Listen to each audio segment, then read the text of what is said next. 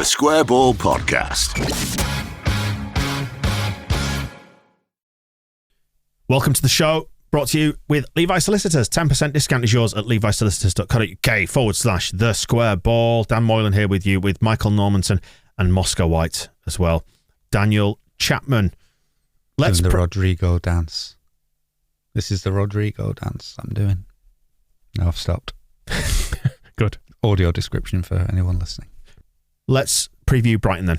That's at the weekend. Another tough test against the genuine Champions League contender, not like those chumps on Sunday. A title rival, no less.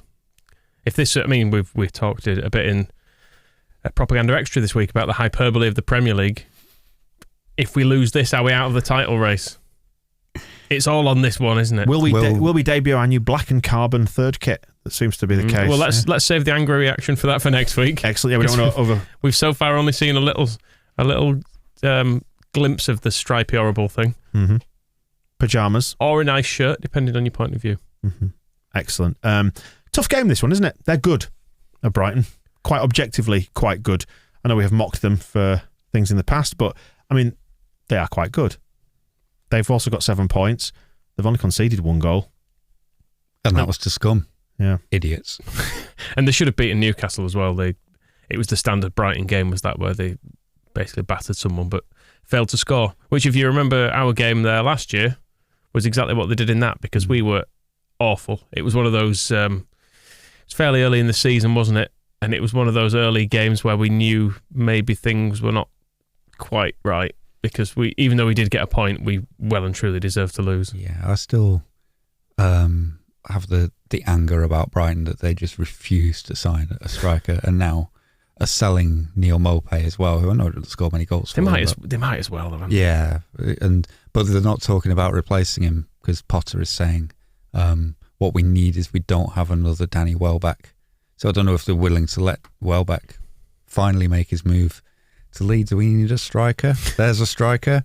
But just going through, I mean, you've said it already. 0-0 at home to Newcastle, should have won, just couldn't score. Just sign a bloody striker. It annoys me more than... I'm not even a Brighton fan. I don't care. But it just winds me up that they won't just take the... Because it would be wonderful. It was great when Leicester won the league, because it was a change. And Brighton, with a striker, they win this league. Well, is he saying that they need another Danny Welbeck? Yeah, I think so. Have you seen Danny Welbeck's scoring record? I know this. I'm aware this is it. It's mental. I'm aware it's fully setting him up to score in this game, but goals scored in the last few seasons: 6, 6, 2, 1, 5, 2, 4, 4, 6, 2. Doesn't score many goals. Yeah, and he's just signed a new contract, and now they're saying they need another one like him. And this guy is supposed... Well, he is. He's a very good manager, apart from just he doesn't seem to think goals matter. On our pre-season, it was over on the Extra Ball. Our manager by manager, we went, didn't we? Would you go for a pint with them? Will they see out the season? We said we quite liked Potter, because he'd studied and done some stuff in Leeds, hadn't he? He was at Leeds Carnegie College for a bit. I think we said one of the other things in that was, would we take him at Leeds? And I think Potter was probably one of the few that we said we'd have. Yeah. I think at some point. Not that we're going to take him, but you never know, do you? Kind of seems all right. Well, you don't know how the dice will fall in years to come, do you? You never know. I found the quote. We've got a different mix of players, but there's not probably another Danny Welbeck in terms of profile. So that's something we might look at if we're going to look anywhere. Sounds like Leeds, don't they? Trying to recruit an attacker. Except we're trying to find a replacement for Bamford who scores goals. Oh, we could do with another Bamford. We haven't got another player, another profile like that. Who wants... I mean, Danny Welbeck's about 40. It's like, let's see if we can find another 40-year-old striker who doesn't score. We need to absolutely stop trashing Welbeck. Danny Welbeck is 31, by the way. Well, it's even worse. He's the same age as Rodrigo. Plays like a 40-year-old. We were on one of the other shows we recorded today, which will be out somewhere. We were talking about Project 538, the predictions algorithm website. They have Brighton to finish 6th, which is quite something. 22% chance of the Champions League this season, they reckon, for Brighton. They have them to finish 6th on 59 points, which is exactly the same points total that we got in our first season back. And we didn't finish 6th, did we? That was the Football League being corrupt. Premier League conspiracy. Premier League conspiracy. They're in cahoots, those two. It's the same reason that Wolves didn't get into Europe last year, isn't it? Because of not finishing in a league position that gets you there. That was what did it for them. That normally does do it. Like where you finish in the league has a bearing on. That's what they fixed, so Wolves couldn't get into Europe. Yeah. What if we went there and won? That'd be fun, wouldn't it? What if we're just dead good this season? We just never look like beating Brighton, do we? Maybe this is how it changes, though, by having Jesse and his tactics and penis ball and stuff. Maybe that's what we needed. Maybe the expansive football doesn't work against them. It is going to be completely different. I know we played them right at the end of last season, didn't we, with Strout getting that the late header. But we competed well, didn't we? We were good in that game. I think we definitely were worthy of a point, as I remember it. I think a draw was probably about right in the end. It's just the games prior to that, they seem to have generally had the better of us. I think there's been a couple of draws in there in recent years, but they seem to have always actually been better team, truth be told. But who knows with Jesse's new style? There's none of the same players as last year. Like I was looking at the team when we went there last year and drew. There was Phillips. Firpo was there having a disaster, if you recall. Should have been sent off probably twice. He got up an early booking, then just continued to pull Lamptey every time he went past him.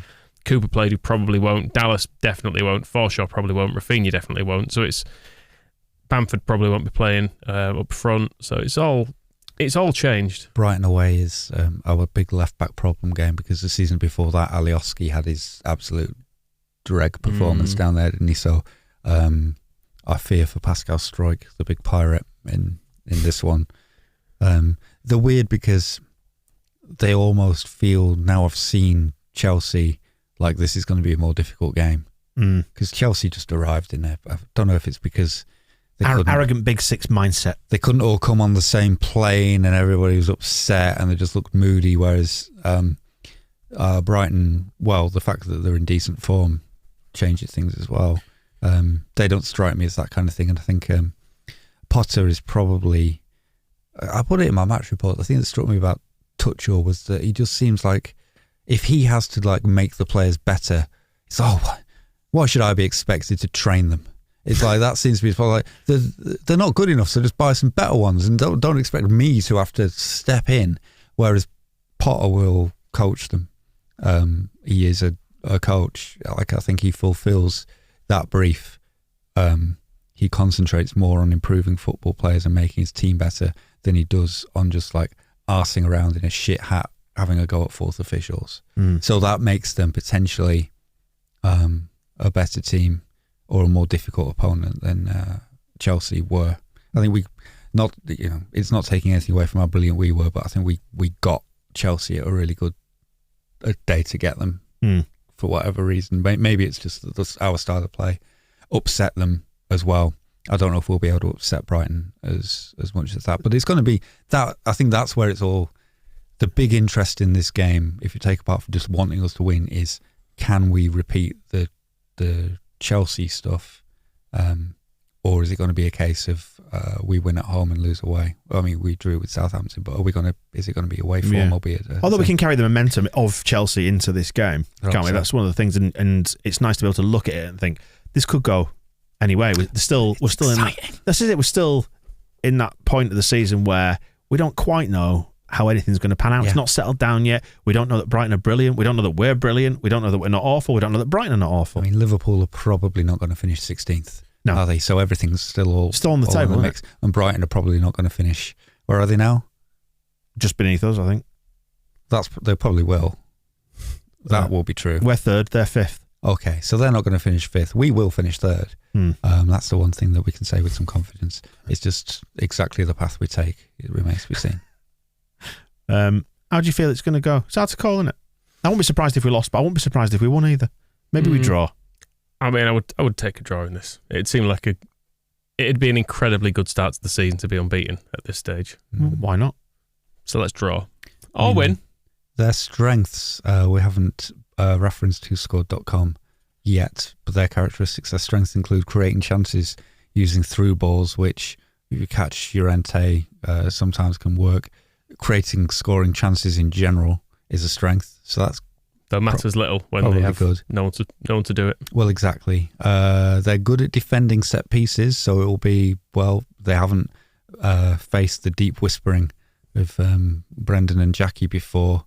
They're also strong at protecting the lead, so we don't need to let them go ahead. Weak aerial duels. So, which is weird because all their centre backs, and they've got tons of them, are like 7 foot tall, and also weak at avoiding individual errors, which makes sense because they've got tons of centre backs and they're all 7 foot tall.